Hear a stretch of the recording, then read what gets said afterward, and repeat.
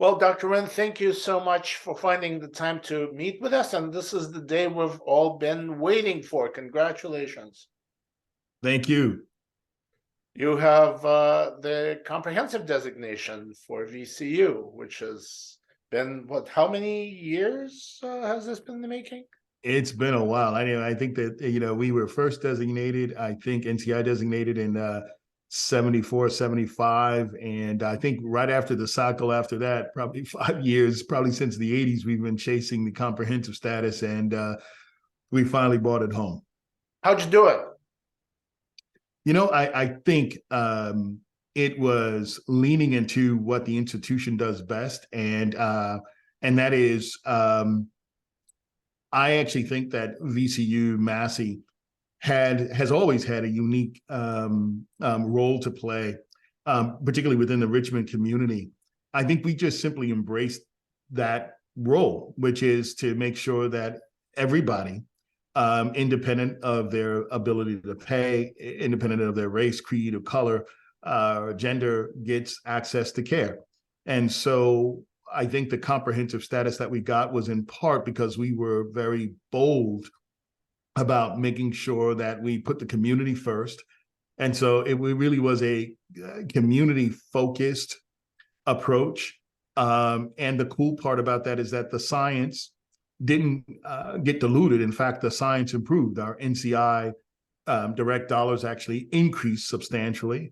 Our number of high-impact papers actually increased substantially.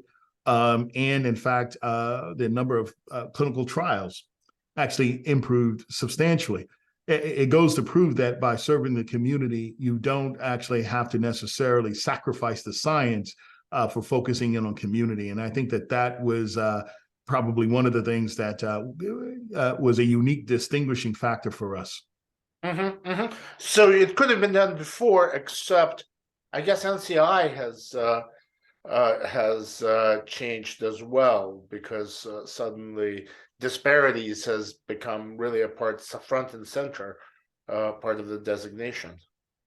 I think that, the biggest thing that has happened at the NCI level, particularly with NCI cancer centers, was the insertion of the community outreach and engagement piece that is now not only looked at and evaluated as part of your score, but as a significant score driver.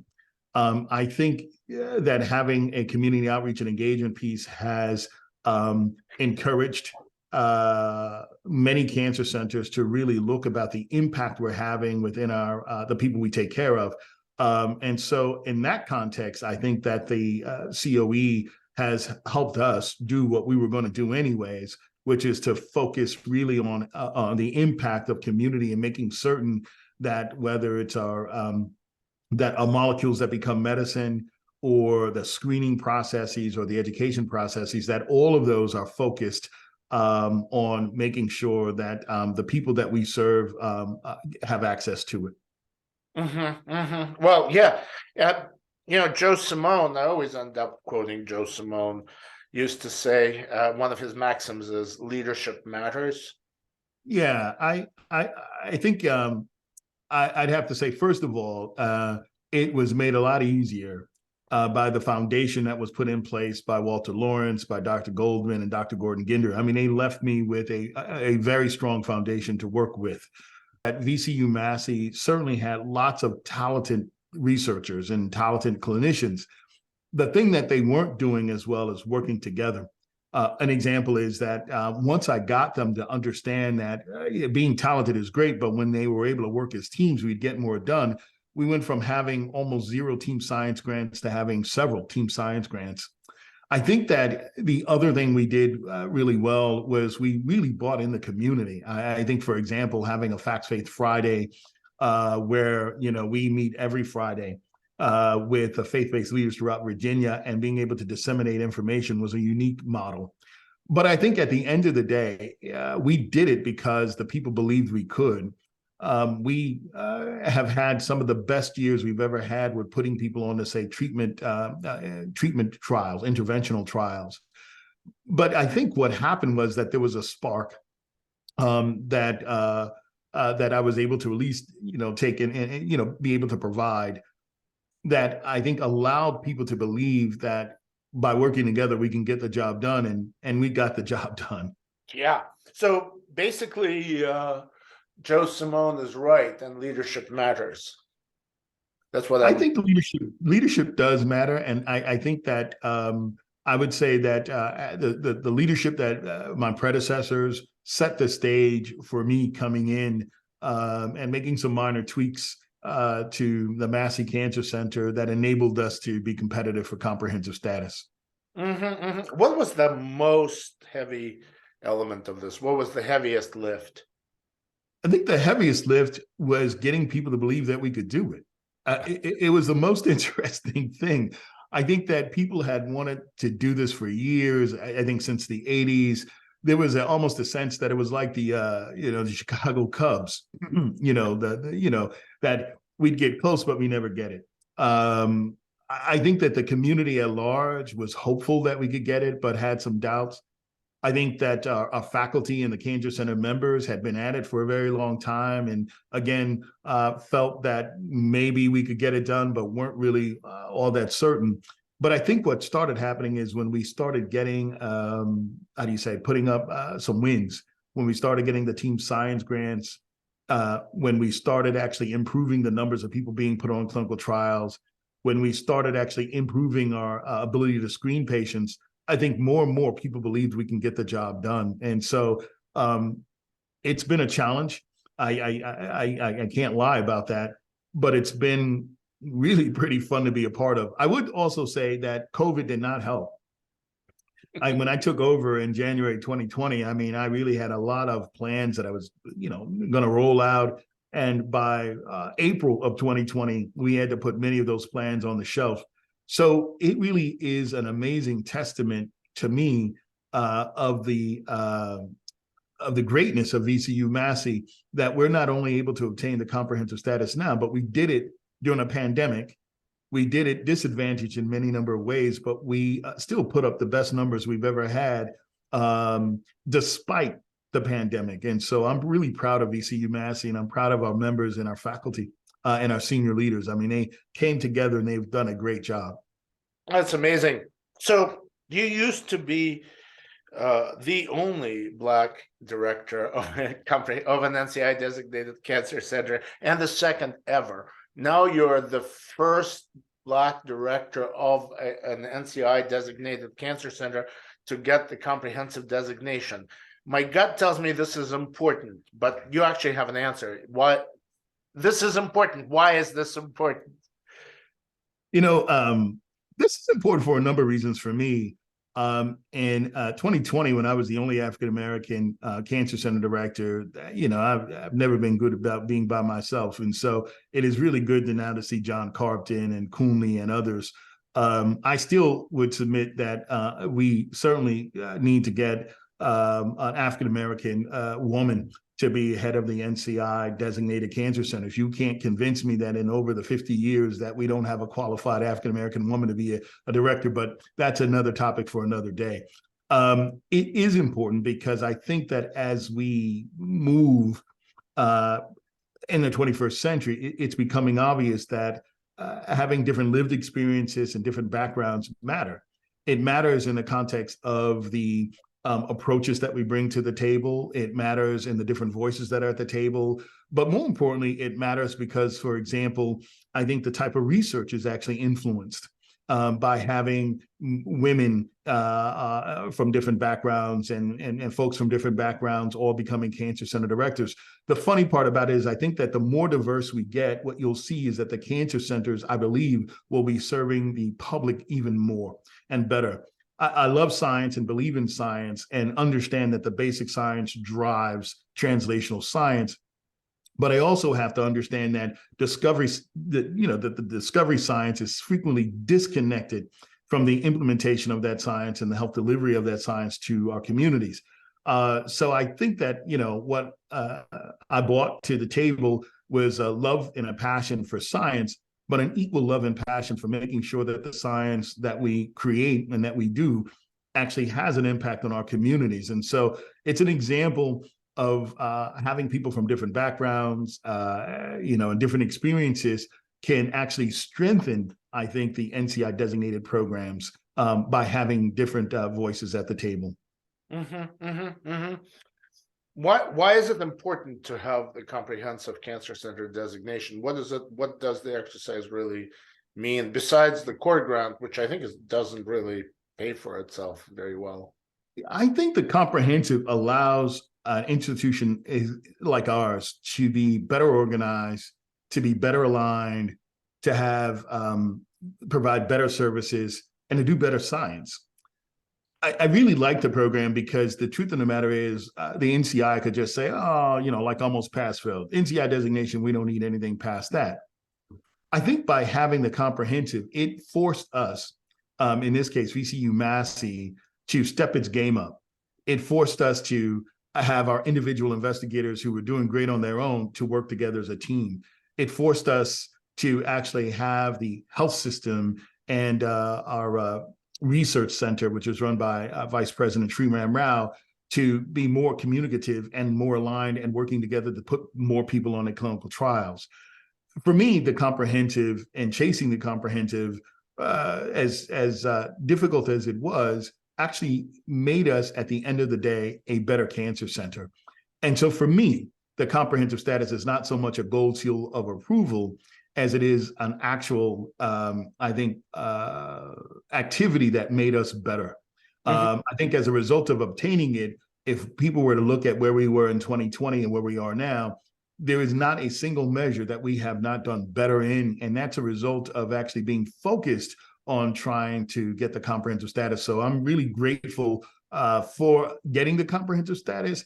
But the important thing about getting it is that I think it just simply made us a better cancer center because we had to do more, be more aligned, be more and be more productive and effective at our day-to-day operations, but more importantly, that our science, improved. And listen, it's documented. I mean, we've done better in almost everything, including our high-impact publications, including our grants.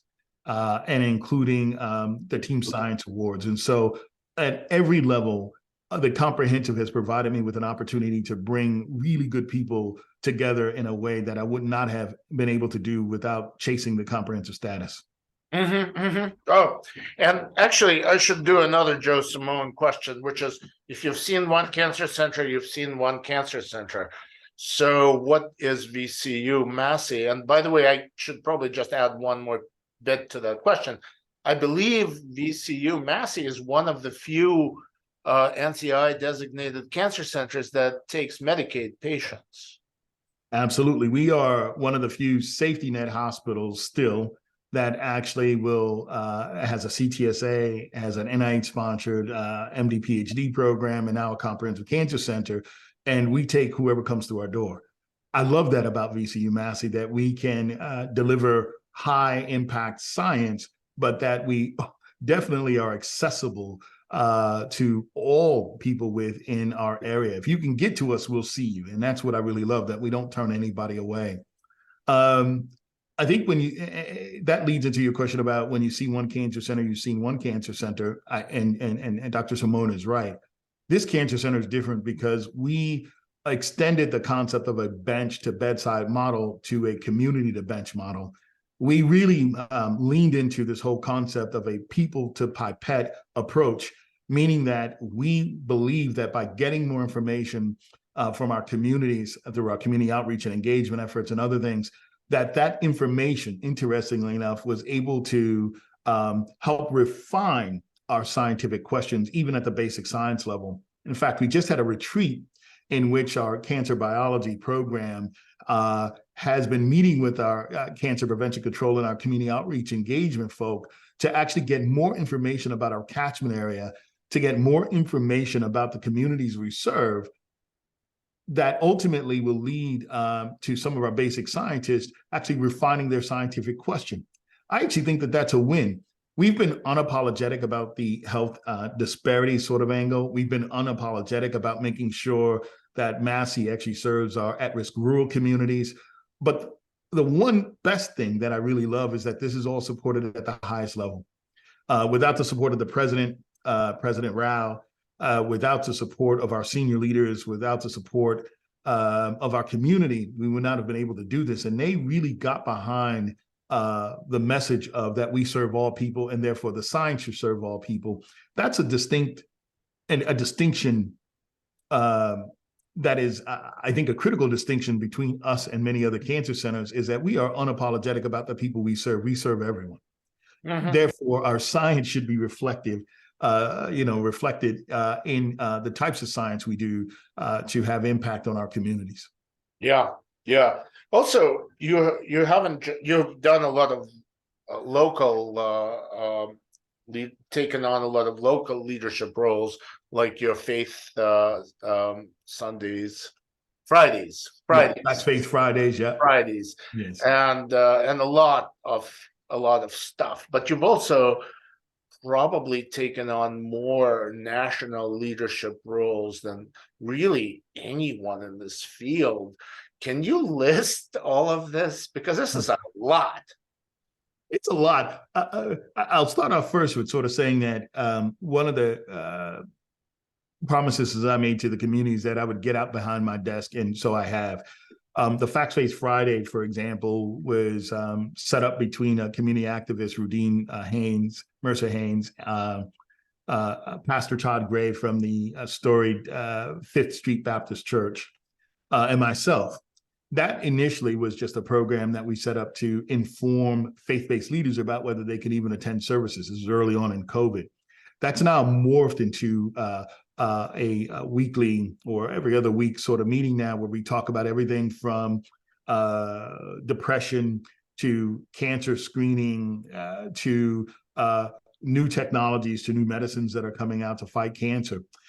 It's been wonderful in that way. I also have to tell you that the thing that I love most about being a cancer center director is that we do these things called walkabouts. And so I'll, get to one of the state senators or one of the, state delegates or one of the councilmen and women, and I get to actually meet them in their communities and then walk and then meet folks within the community as I'm walking to learn more about what it is that, what are the needs of the community. I think that that's been one of the major shining sort of activities that we really get to do here at VCU Massey, is that I, along with my community outreach and engagement team with Dr. Vanessa Shepard, have been able to not just theoretically, think about communities, but we go into our communities, we walk, we talk, we learn, and then we wind up following up with our leaders in those communities, and that's been great.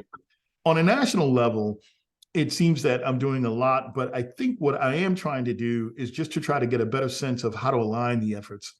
So I'm working, for example, with the AACR. I'm the head of the next health disparities report that'll come out in 2024. I'm certainly on the board of the ACS. I become the new president of the AACI starting in October. I certainly have done some work with the National Academy, National Cancer Policy Forum for the National Academy, which I am taking over starting this year, and several other organizations. I think the goal here is to ultimately be able to be involved, because it's important to put a national platform that diversity matters. And the only way to do it is to be at the table. Unfortunately, even in 2023, there's so few minority cancer center directors and others and senior leaders that ultimately, I've found it, to be necessary almost to be at these tables. I hope in the future that there'll be many more people of color, many more women, many more just diversity, to be quite honest with you, where I won't feel the need to have to be present at these tables. But for now, the message of diversity, the message of the importance of diversity is center on my mind. And at the moment, the best way to get that message through is to really be active in many of these organizations. And so that's the overall rationale for being involved. You only have a limited amount of time where you have a national platform. And I'm using that national platform to let everyone know that diversity matters. And that diversity at the end of the day is a good thing, not just for us, but for the people we serve. You have to be at these tables because there aren't that many people who can be at these tables, and it's important to have your voice there. I agree. I mean, it's ultimately the goal is, we always joke to people that we all have a shelf life. But when you're up and you're in a leadership position, the question isn't so much what you're leading, it's what you're doing and what's the impact. The impact as a cancer center director is certainly one of the things that I'm focused on, and I'm really locked into that.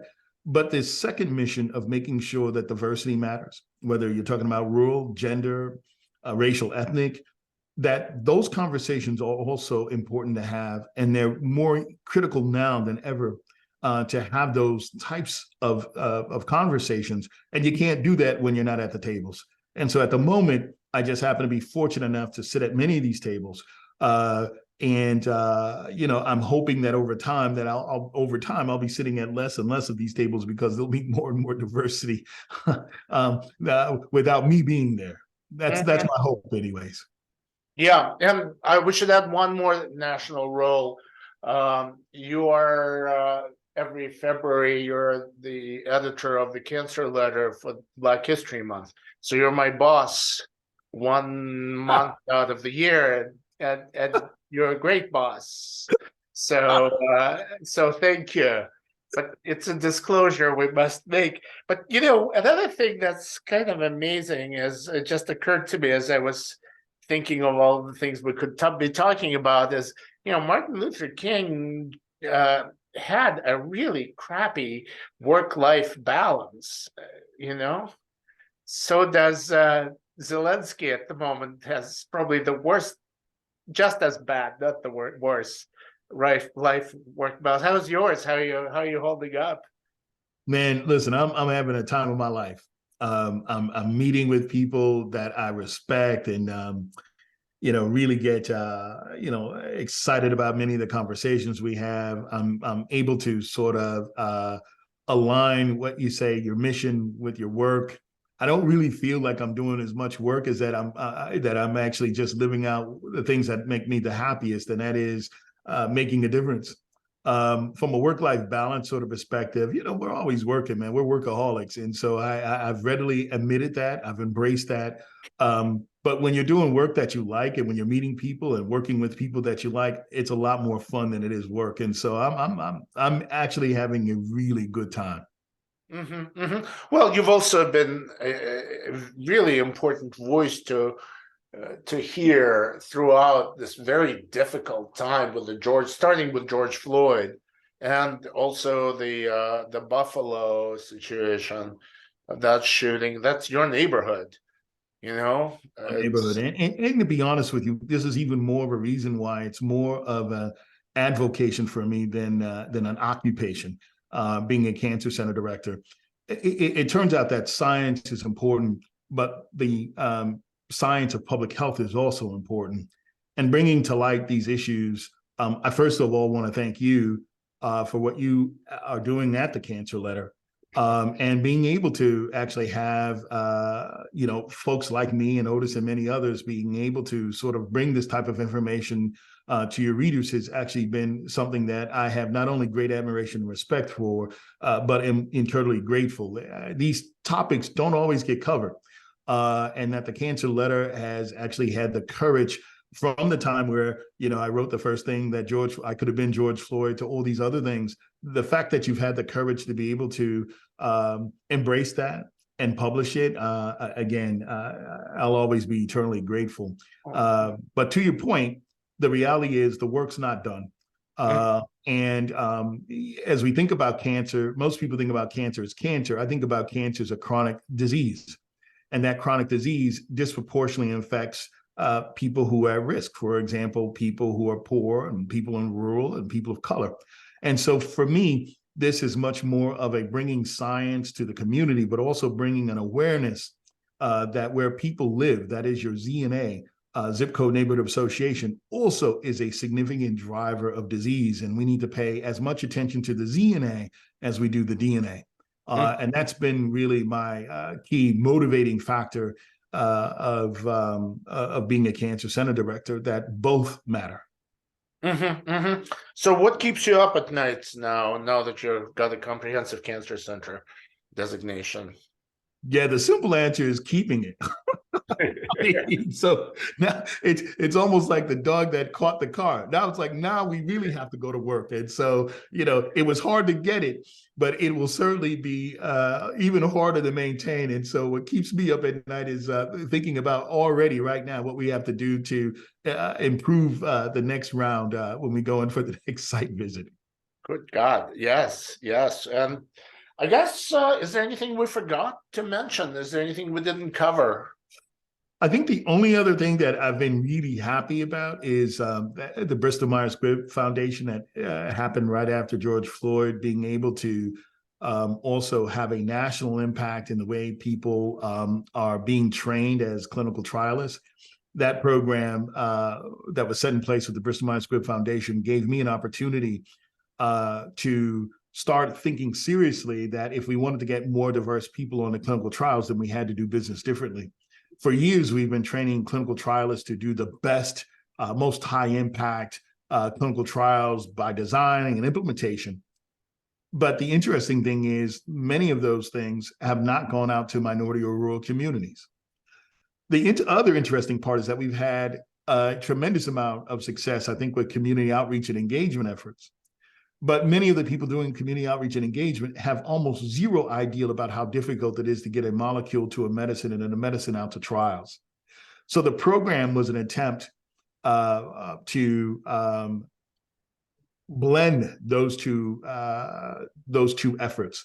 And so I'm really happy to know that there's a third cohort of what are called Robert Winn Diversity Scholars who are learning how to not only design and implement trials, but are learning that there is a rigorous skill set to learning how to do things like, before you design a trial, to do asset mapping of how communication and communication skills with various people within communities matter, how to understand and how to actually identify and how to leverage leaders within the community that will actually assist you in getting people on the trials. And so one of the things that I'm super proud about is being able, during this tenure of mine, to be a cancer center director, to have a national program that is really teaching clinical trialists how to be much more aware and that the skill set necessary to engage a community so that we may have a fighting chance of bringing more diverse patients, more diverse people onto clinical trials. So super excited about that as well. So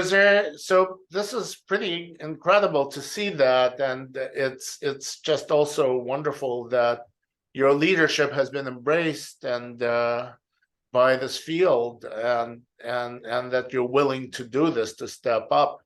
So thank you for that. And thank you, man. And thank you. And listen, what I love being as a cancer center director, when I go in the room and I meet the other cancer center directors and I'm able to interact with them, it gets me energized. The funny part about this is that I would not have been able to do this if I didn't have the support of Michael Rao as the president, if I didn't have the support of the board that supports Massey. And I have to say, the fact that I've done this over the last 3 years, there's never been a moment that I have not felt supported, either by my colleagues and other cancer center directors or others. And so, as I said before, I'm excited. I'm really happy we got the comprehensive, but I'm much more excited about our future and what we'll do over the next 5 years to even get better. That's what I'm super excited about. Well, thank you so much.